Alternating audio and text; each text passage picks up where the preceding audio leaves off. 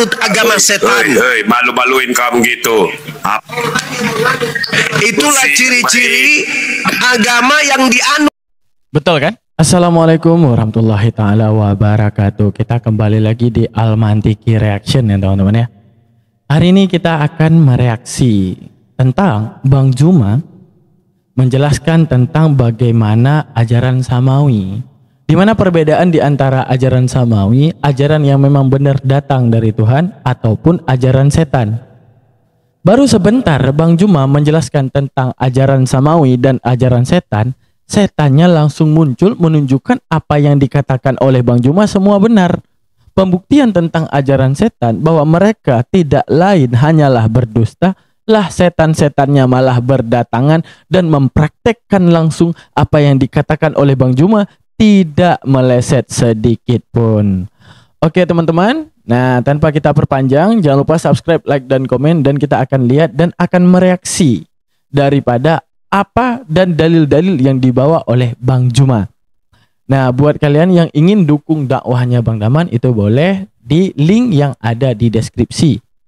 Insya Allah para sultan kita itu ada beberapa ya, jazakallah semuanya, ada Bang Mons. Banyak ini, terserah kalian mau namain kalian siapa, ini asal-asal nih orang kasih nama di sini ya. Terima kasih banyak, jazakallah, semoga Allah balaskan ya. Nah itu bisa dicek di deskripsinya kita, di situ ada link Saweria.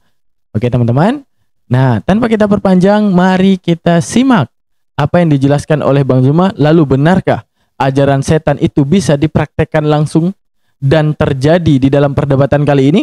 Mari kita saksikan, let's go. Orang yang disalib itu adalah pelaku maksiat. Orang yang disalib itu adalah orang yang memerangi pencipta langit dan bumi dan memerangi utusannya. Ketika Nabi Isa alaihi salam datang di tengah-tengah Bani Israel, Nabi Isa ditolak disebabkan oleh karena iblis berhasil memperdaya mereka.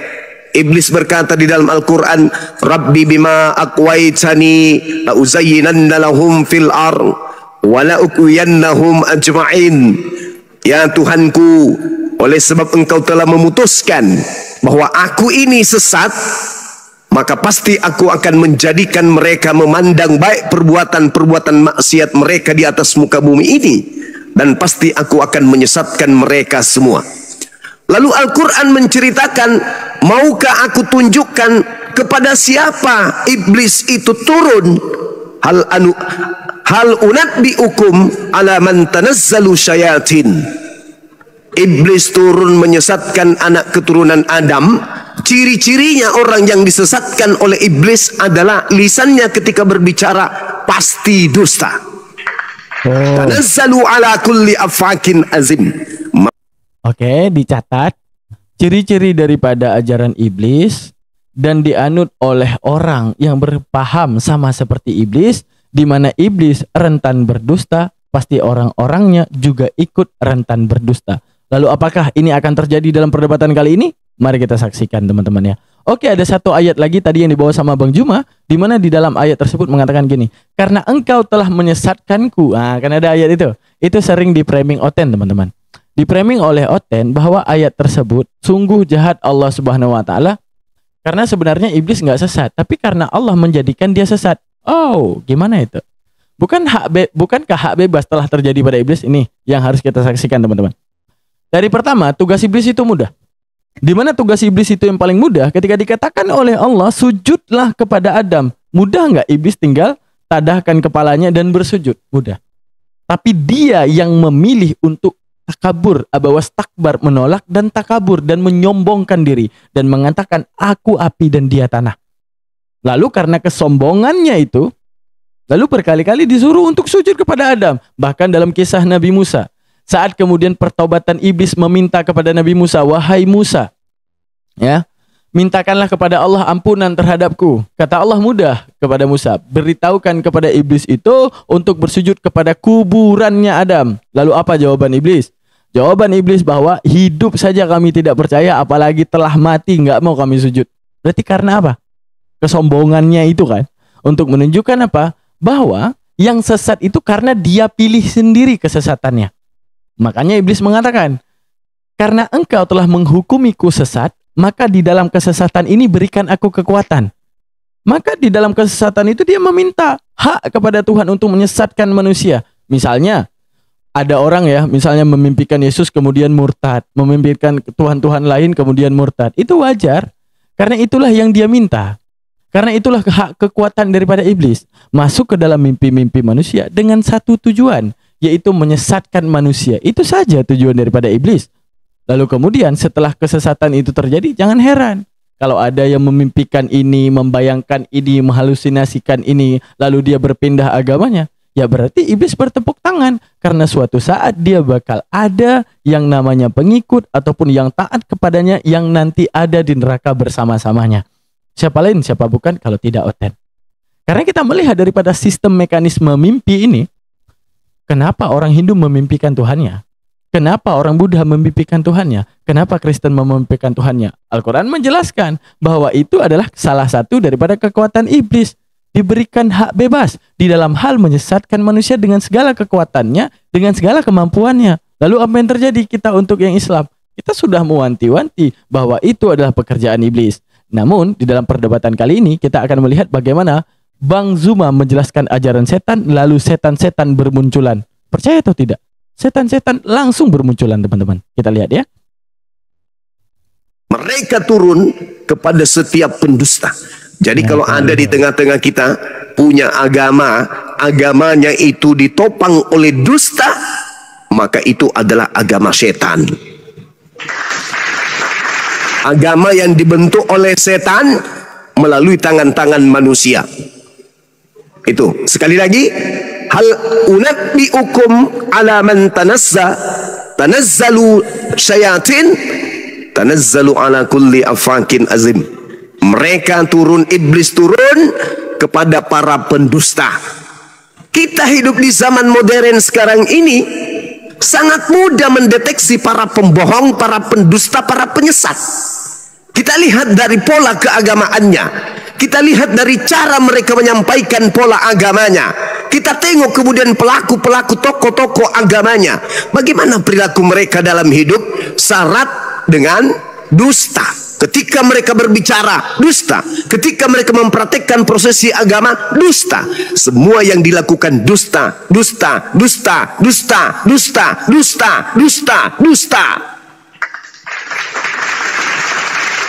Tidak ada yang terlontar dari mulutnya kecuali dusta. Itulah ciri-ciri orang yang menganut agama setan. Malu-maluin kamu gitu. Itulah ciri-ciri agama yang dianut. Betul kan?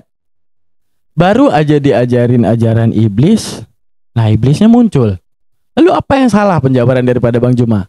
Ya kan? Langsung iblisnya muncul. Oleh pengikut setan. Jangan diturunkan, biarin aja. Diam kau dulu, kau belum dikasih untuk berbicara ya. Tolong patuh dalam kembali ini. Masya Allah. Diam kau iblis. Jadi sekali lagi saya katakan, Islam datang untuk mengetuk kepala mereka. Tok, tok, tok. Katapak, katapak, katapak. Pendusta, penipu, pembohong. Katapak, katapak, katapak. Kepalanya semua diketok oleh Al-Quran sehingga mereka rada emosi, jengkel. Kalau muncul cuman apa?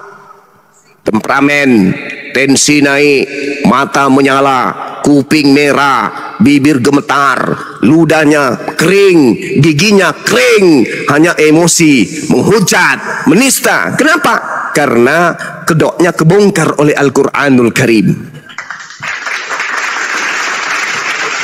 Apa salahnya duduk, berdebat, berdiskusi dengan baik? Kenapa Al-Quranmu mengatakan kami adalah orang-orang pendusta? Apa buktinya kami pendusta? Duduk yang cantik, biar Bang Suma terapi pelan-pelan dari kaki, ujung kaki, naik ke betis, naik ke paha, selangkangan, naik ke perut, ke dada, leher. Biar kalian sembuh. Duduk pelan-pelan. Al-Quran saya mengatakan, hal unabbiukum ala man tanazzalul syayatin. Itu kata Quran. Maukah aku beritakan kepadamu kepada siapa setan itu bekerja? Maukah aku beritakan kepadamu kepada siapa setan itu ada? Maukah aku perlihatkan kepadamu tanda-tanda orang yang kerasukan setan? Tanazzalu ala kulli afakin azim. Mereka yang memiliki tanda-tanda kerasukan setan, mereka yang memiliki tanda-tanda pasukan setan, ketika berbicara pasti dusta. Iya benar, apa yang disampaikan Bang Juma. Kita lihat ini ada beberapa, ada Jeff Colby, Put Petra. Nah, barang siapa yang disampaikan kepada setan, dia pasti akan kerasukan setan. Kita lihat ini dua hoten ini, apakah benar apa yang disampaikan oleh Bang Juma kemudian akan kerasukan setan? Kita dengarkan. Itu kuncinya. Makanya Yesus pun mengatakan kepada para pendusta ini, pada hari terakhir nanti banyak orang memanggil aku Tuhan, Tuhan, bukankah kami bernubuat, bermujizat, mengusir setan pakai namamu? Tapi Yesus mengatakan, enyahlah daripadaku wahai tompel, engkau semua adalah pembuat kejahatan, aku tidak mengenal kalian. Kenapa ada kata tompelnya? Ya karena otaknya kemudian ditumbuhi sesuatu yang gelap hitam sehingga tak ada cahaya, sehingga mereka tidak bisa membedakan mana hak mana yang batil. Oke, berarti ayat yang dibawa oleh Bang Juma tadi Matius 7:22. Mari kita lihat ayatnya. Oke, di dalam Matius 7:22 ya teman-teman. Nah, apa kata Yesus? Pada hari terakhir banyak orang akan berseru kepadaku, Tuhan, Tuhan, bukankah kami bernubuat demi namamu dan mengusir setan demi namamu dan mengadakan banyak mukjizat demi namamu juga? Lalu di ayat selanjutnya, apa yang dikatakan? Pada waktu itulah aku akan berterus terang kepada mereka dan berkata, aku tidak pernah mengenalmu, enyahlah daripadaku kamu sekalian pembuat kejahatan, wahai setan-setan. Ya kan? Nah, kita lihat. Seharusnya jika Yesus adalah Tuhan, maka saat dia dikatakan Tuhan-Tuhan, dia senang nggak? Otomatis dia akan sangat senang kalau seandainya memang Tuhan. Sekarang di muka bumi ini siapa yang bernubuat demi nama Yesus? Cuma Kristen. Ya. Kecuali Kristen boleh membantah ayat ini jika ada yang mengatakan Tuhan-Tuhan kepada Yesus selain Kristen. Misalnya orang Hindu, dia menyembah Tuhan-Tuhan yang lain, tapi mengaku Yesus adalah Tuhan. Lalu ayat ini ternubuat untuk mereka. Ya, bahwa kalian mengatakan Tuhan-Tuhan kepada Yesus nggak diterima, bernubuat demi nama Yesus nggak diterima, mengusir setan demi nama Yesus nggak diterima. Ya, itu disuruh enyah semuanya. Tapi fakta dan kenyataan andaikan mereka membuka mata bahwa di dalam dunia ini hanya merekalah yang mengatakan Tuhan, Tuhan. Lalu kemudian ketika mereka katakan Tuhan, Tuhan, Yesus menyuruh mereka enyah. Lalu umat mana lagi yang kemudian bernubuat demi nama Yesus? Cuma Kristen. Dan mengusir setan demi nama Yesus. Siapa? Cuma Kristen. Lalu apa jawaban Yesus terhadap Kristen-Kristen terhadap ciri-ciri yang disebutkan Yesus di dalam Matius 7:22? Aku tidak pernah mengenal kamu. Enyahlah kamu daripadaku. Lalu penjelasan mereka biasanya ya teman-teman ya. Mereka membawa Matius 7:21. Bukankah setiap orang berseru Matius 7 ini. Bukan setiap orang yang berseru kepadaku Tuhan, Tuhan akan masuk ke dalam kerajaan sorga, melainkan dia yang melakukan kehendak Bapakku yang di sorga. Sekarang kita meninjau dalam Bible. Satu saja pernyataan Bapa bahwa Bapa itu memerintahkan menyembah anaknya, yaitu Yesus, tidak akan pernah kita dapati sampai kiamat kurang 2 hari teman-teman ya. Itu tidak akan pernah kita dapati di dalam kitab mereka bahwa ada suruhan daripada Bapa untuk menyembah Yesus. Akan tapi banyak kita dapati bahwa Yesus sendiri yaitu mengatakan bahwa hidup yang kekal itu yaitu mengenal satu-satunya Tuhan. Sesuai dengan ajaran Musa. Musa mengajarkan Shema Israel Adonai Elohenu Adonai Echad tentang Tuhan yang satu. Yesus mengajarkan sembah Tuhan yang satu. Hidup yang kekal yaitu mengenal satu-satunya Bapa. Nabi Muhammad datang mengajarkan ilahukum wa ilahu wahid. Maka itu satu aliran, satu ajaran, satu visi, satu misi daripada segala para rasul untuk menyembahkan Tuhan yang satu. Untuk menunjukkan apa? Ingatlah wahai kalian Kristen, di agama ini yang mengatakan Yesus Tuhan, Tuhan hanyalah kalian. Tidak ada orang lain. Lalu apa yang terjadi terhadap yang mengatakan Tuhan, Tuhan terhadap Yesus? Yesus mengatakan, enyahlah engkau dari hadapanku. Maka maha benar Allah dengan segala firman-Nya tentang innad dina indallahil Islam. Mari kita lanjutkan melihat daripada bani yang kejang-kejang. Setelah kemudian dijelaskan oleh Bang Juma ya, kita lanjut videonya. Yesus ketika datang di tengah-tengah Bani Israel, disinyalir 33 tahun lamanya, Yesus tidak pernah berbicara kepada orang-orang Kristen. Yesus tidak pernah berbicara kepada non-Yahudi. Yesus tidak pernah kemudian memberikan aturan main kepada non-Israel. Yesus yang asli senantiasa berdialog, berdiskusi, berunding, mengajar hanya kepada Bani Israel saja, tidak ada yang lain. Tetapi si pendusta muncul, ngaku-ngaku pengikut, ngaku-ngaku anak-anak Tuhan, padahal mereka bukan dari Bani Israel. Hanya Islam yang tak belajar, hanya Islam yang tak pernah kemudian membaca Bible yang bisa dikibulin. Tapi umat Islam yang belajar, yang mengetahui, yang mendengarkan diskusi-diskusi lintas agama dari aktivis, para pembedah, kemudian materi-materi diskusi lintas agama, mereka akan paham betul bahwa di tengah-tengah antara kaum Nasrani dan kaum Muslim Islam itu muncul sekelompok orang yang mengatasnamakan diri mereka Kristen, yang bukan Bani Israel, tapi mengambil kitabnya Bani Israel biar dianggap mereka itu adalah bagian daripada Bani Israel, padahal bukan dari Bani Israel. Saya kira begitu, sahabat-sahabat sekalian. Sebagai Oke, setelah dijelaskan oleh Bang Juma panjang lebar bahwa ajaran Kristen, bahwa ajaran, bukan kita bilang Kristen adalah iblis, agar tapi salah satu ciri-ciri daripada ajaran iblis pasti ketika dia mengatakan pasti dia berbohong dan berdusta. Kita lihat apakah mereka sendiri yang akan memerangi ayat-ayat Bible, ataukah justru mereka adalah orang yang beriman terhadap Bible. Maka jikalau Bang Juma mengatakan bahwa Kristen bahwa ajaran iblis itu selalu berdusta, kalau seandainya mereka tidak berlaku seperti itu, maka mustahil apa yang dikatakan Bang Juma ini benar. Akan tetapi jika ini terjadi dalam perdebatan ini, maka kita bisa melihat apa yang disampaikan oleh Allah, apa yang dituturkan oleh Bang Juma tidak pernah salah. pengantar, ketika Al-Quran mengatakan hal unabbi'ukum ala man tanazzalul syayatin tanazzalu ala kulli affakin azim. Maka tanda-tanda orang yang beragama dari ajaran setan ketika mereka berbicara pasti dusta. Terlontar ucapan dari mulutnya terkait keyakinannya pasti bohong. Mari kita buktikan. Silakan. Oke, selamat pagi. Ya, pagi Saudara Benur. Ya, saya Kristen ya. Silakan. Ya, silakan. Ya, diharap tertib ya Bang ya, jangan menghujat. Kenapa? Diharap tertib, jangan menghujat. Iya, iya siap. Tadi Bang Juma mengatakan bahwa kami orang Kristen mengambil kitab dari orang Yahudi. Dari mana kamu ambil? Iya, tidak ada satupun kitab yang Saya jawab boleh? Ya, singkat aja. Diam dulu. Tidak ada nabi yang diutus kepada Roma. Sedangkan Kristen pertama itu adalah Katolik.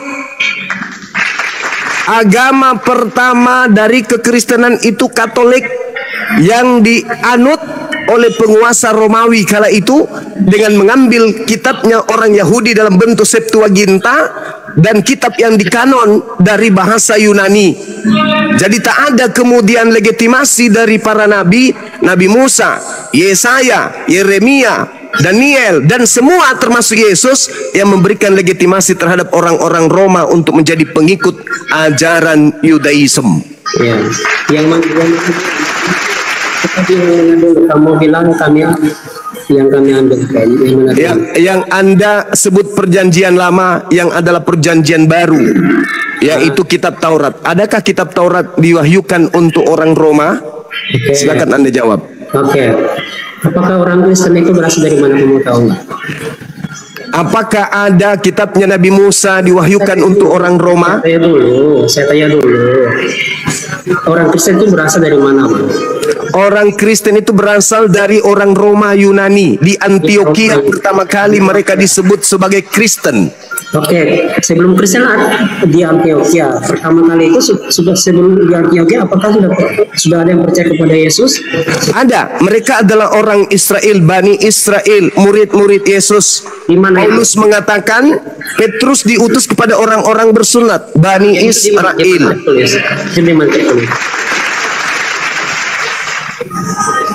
Di mana itu tertulis? Ya, Galatia 2 nomor 8, Galatia 1 nomor 15. Itu pertama kali. Pertama kali di dalam Kisah Para Rasul 11 nomor 26. Pertama kali Oke. Kita melihat ya apa yang disebutkan oleh Bang Juma. Benar apa yang disebutkan oleh Bang Juma, bahwa Kristen itu tidak lahir daripada era Yesus ada. Menunjukkan apa? Andaikan Kristen lahir di era Yesus ada, maka akan ada perintah awal daripada Bapa ataupun mewanti-wanti orang Yahudi bahwa akan ada seorang utusan yang sama sepertinya ataupun sama-sama memiliki keilahian sama sepertinya, mewanti-wanti dalam kitab Perjanjian Lama bahwa akan ternubuatkan seorang anak manusia dan menjadi Tuhan sama sepertinya. Namun nihil, saudara. Tidak pernah kita lihat dalam Perjanjian Lama itu ada perkataan Bapa memerintahkan untuk menyembah anaknya yaitu Yesus Kristus. Kalau bukan, ini ajaran yang diada-adakan.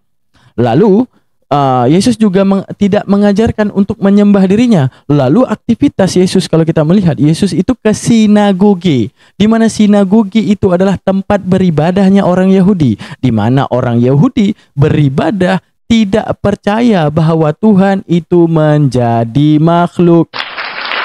Lalu kalau kita ingin compare, teman-teman, kalau kita ingin compare, maka andaikan ini Kristen ajaran yang benar dan diajarkan oleh Yesus, kalau bukan ini karangan daripada bani-bani Paulus, bahwa apa yang terjadi? Maka Yesuslah adalah orang yang pertama membangun gereja.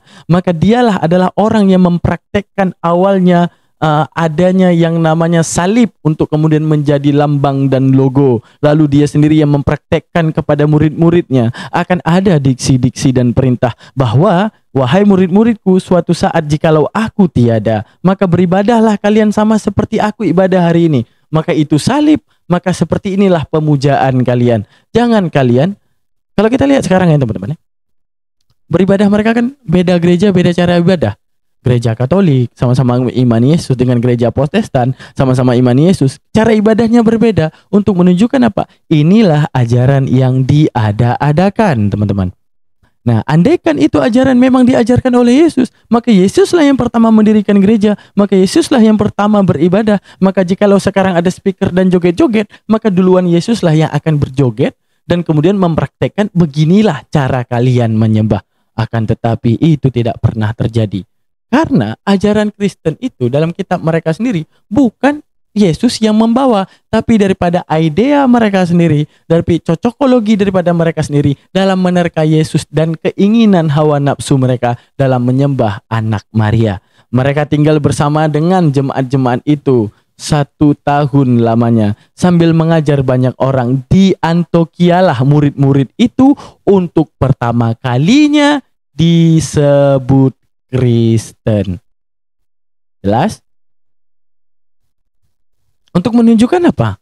Bahwa jika Kristen memang ajaran yang benar yang dibawa oleh Yesus, maka duluan Yesus sebelum adanya Antioquia, duluan Yesus mempraktekkan segalanya, bentuk penyembahan dan tata cara, semua bentuk pengibadahan dia akan mempraktekkannya. Maka disitulah tanah awal daripada berdirinya Kristen. Lalu kenapa harus di Antioquia? Dan itu disebutkan langsung di dalam Kisah Para Rasul 11:26. Selamat datang di kebenaran, bahwa ini adalah ajaran yang didirikan oleh manusia demi hawa nafsu manusia menuhankan manusia. Ya, kita lanjutkan teman-teman.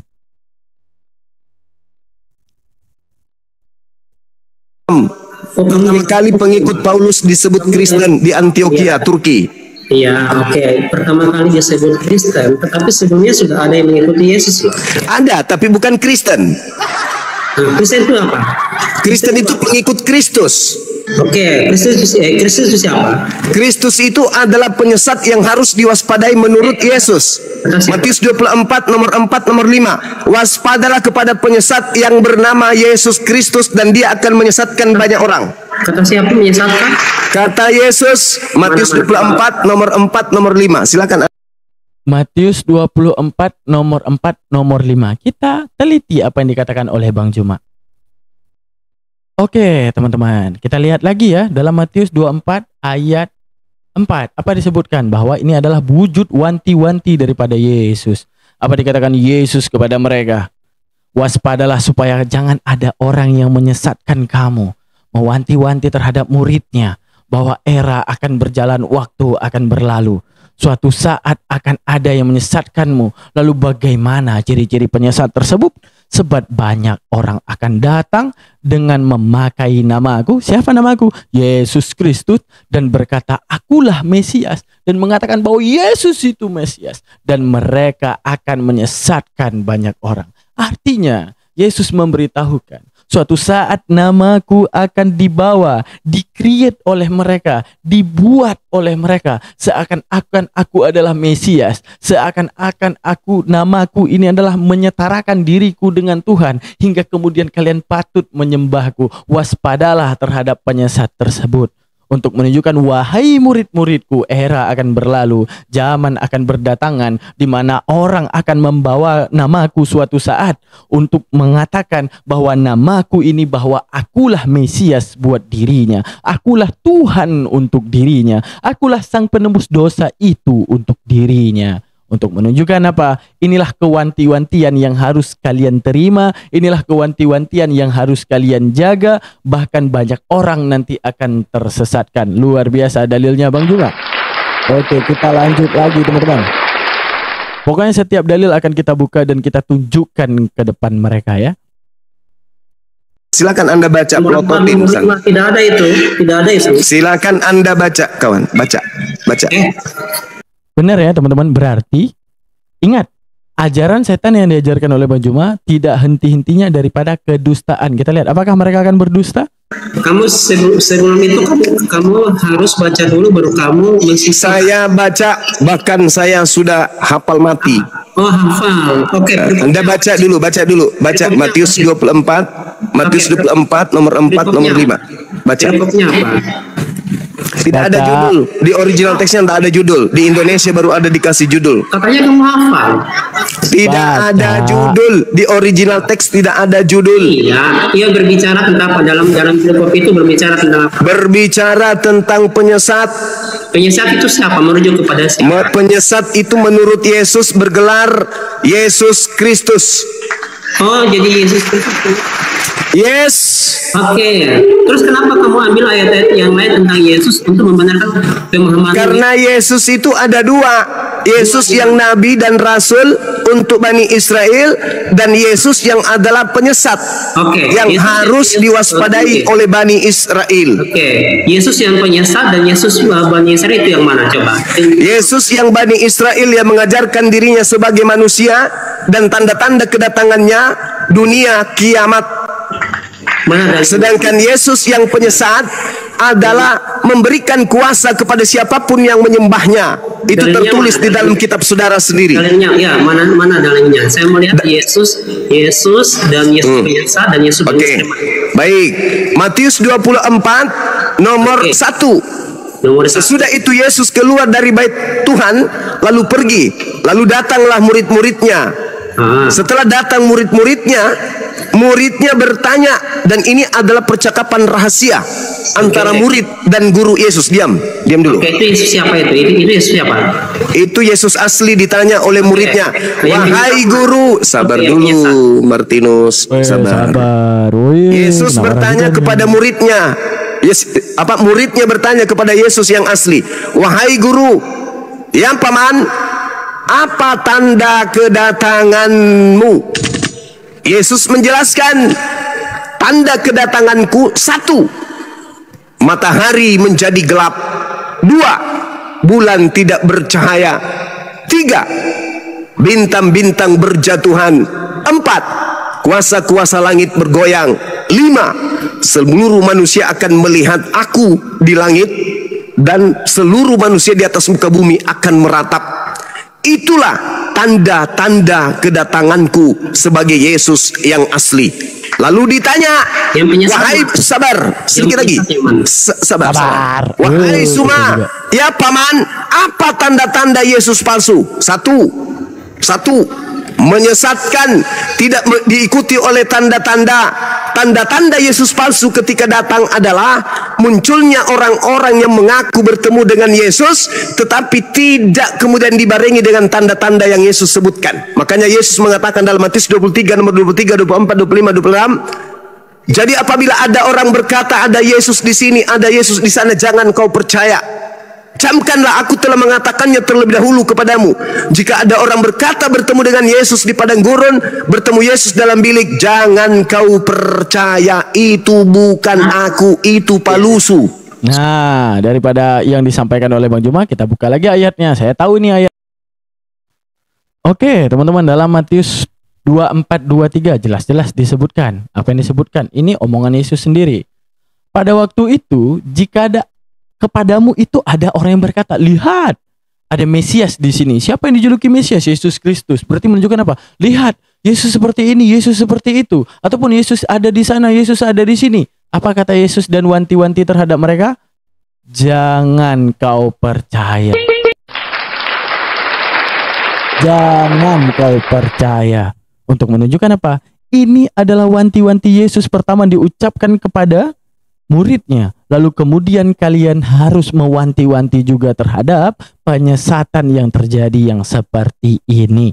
Mengatakan Yesus seperti ini, Yesus seperti itu, jangan kau percaya. Jangan ya Dik ya, jangan. Oke, kita lanjutkan lagi. Sudah. Jelas? Sudah. Oke. Kamu tidak bisa tunjukkan mana Yesus yang palsu, mana yang asli. Kamu tidak tunjukkan. Yesus aslinya datang, tanda-tandanya matahari tidak bercahaya. Terus? Tanda-tanda Yesus palsu datang, tapi matahari normal, bulan normal, bintang tidak jatuh, Yesus tidak ada di langit. Oke, jadi Yesus yang datang kepada tulis Yesus palsu ya? Palsu karena tidak ada kemudian tanda-tanda. Matahari menjadi gelap, bulan tak bercahaya, bintang-bintang tidak jatuh. Sudah jatuh nggak bintang-bintang? Oke, sudah. Berarti Yesus asli ada badaknya teman-teman ya. Kalau nggak ada badaknya palsu tuh, nggak ada label. Sudah jatuh nggak bintang-bintang? Gini lah, ya oke. Sudah jatuh tidak? Oke, bisa saja saya bisa. Sudah jatuh tidak bintang-bintang? Ya, kita berbicara konteks. Sudah jatuh nggak bintang-bintang dari langit? Bang Juma, kita berbicara. Saudara jawab aja. Saya ditanya bertubi-tubi. Saya tanya satu pertanyaan langsung bisu kau. Jawab dulu kawan. Jawab saudaraku. Apakah bintang-bintang sudah jatuh dari langit? Ya, berbicara tentang apa dulu, konteks dulu. Apakah bintang-bintang sudah jatuh dari langit? Nah, gitu. Saya ulang sekali lagi. Apakah bintang-bintang sudah jatuh dari langit? Berbicara tentang apa dulu, Bang Juma? Apakah bintang-bintang sudah jatuh dari langit? Jawab itu tidak bilang biar cepat. Ya, Ibu. Apa kata Bang Juma? Apabila mereka berkata mereka pasti berdusta, itulah ajaran kalau datang dari setan, kata Bang Juma ya. Ingat, itu template-nya. Kita lihat. Apakah bintang sudah jatuh? Ada belum dikasih untuk berbicara. Konteksnya apa dulu, Bang Juma? Kamu mau ya, tapi kamu nggak bisa. Saya ulang lagi sebagai Ini, Bang penghargaan saya kepada saudara. Apakah bintang-bintang sudah jatuh dari langit? Ya, berbicara tentang apa dulu? Bagaimana dulu konteksnya dulu, Bang? Berbicara mengenai tanda kedatangan Yesus yang asli. Apakah bintang sudah berjatuhan dari langit? Oke. Di sini ya kamu di sinilah konteks yang kamu. Nah, inilah yang dikatakan oleh Al-Quranul Karim. Hal unabbiukum ala man tanazzalus syayatin. Maukah aku tunjukkan kepada siapa setan itu turun? Tanazzalu ala kulli afakin azim. Setan itu hanya datang kepada pendusta yang banyak berbuat dosa. Tinggal jawab. Apakah matahari itu sudah gelap? Apakah bulan tidak bercahaya lagi? Apakah bintang-bintang itu sudah berjatuhan? Jawab ya atau tidak. Tapi karena dia pendusta, dia mencoba menutupi kebenaran. Satu gugur. Benar Apa yang dikatakan? Benar. Bahwa ajaran setan itu dapat kita teliti teman-teman, bahwa apa yang mereka katakan untuk menutupi kebenaran selalunya mereka berdusta. Lalu apa yang salah daripada ayat yang disampaikan oleh Bang Zuma bahwa wanti-wantinya Al-Quran bahwa akan ada ajaran yang mengikuti hawa nafsunya sendiri dan menyembunyikan kebenaran demi menyembunyikan kebenaran yang telah disampaikan, bahkan itu tertulis di dalam kitab mereka sendiri, mereka rela berbohong dan kemudian membantah kitab mereka sendiri. Maka maha benar Allah dengan segala firman-Nya.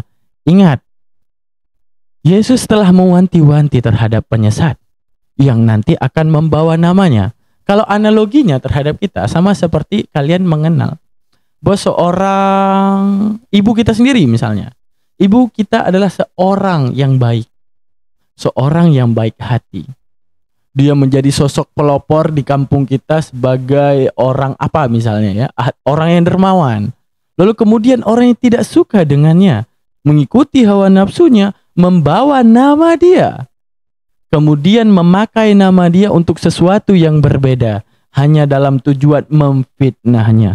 Sama apa yang terjadi kepada Yesus, di mana Yesus daripada ayat-ayat yang kita beritahukan tadi, di mana ayat-ayat tersebut mewanti-wanti kepada muridnya, suatu saat namaku akan dibawa, suatu saat namaku akan mereka pertontonkan sebagai sesuatu yang tak pernah kuajarkan. Mereka akan membawa namaku sebagai nubuatan dewa-dewa sesat versi mereka. Lalu akan ada pengikutnya. Bagaimana ciri-ciri pengikutnya? Kita tanyakan kepada Tuhanku, yaitu Allah Subhanahu wa taala, yang seperti diberitahukan oleh Bang Juma, di mana mereka akan berlaku bohong, di mana mereka akan berlaku keji, mereka akan menutup kebenaran demi dusta yang mereka kobarkan. Maha benar Allah dengan segala firman-Nya. Tanpa kita perpanjang, terima kasih banyak untuk hari ini teman-teman. Kita tutup. Assalamualaikum warahmatullahi taala wabarakatuh. Yang tertipu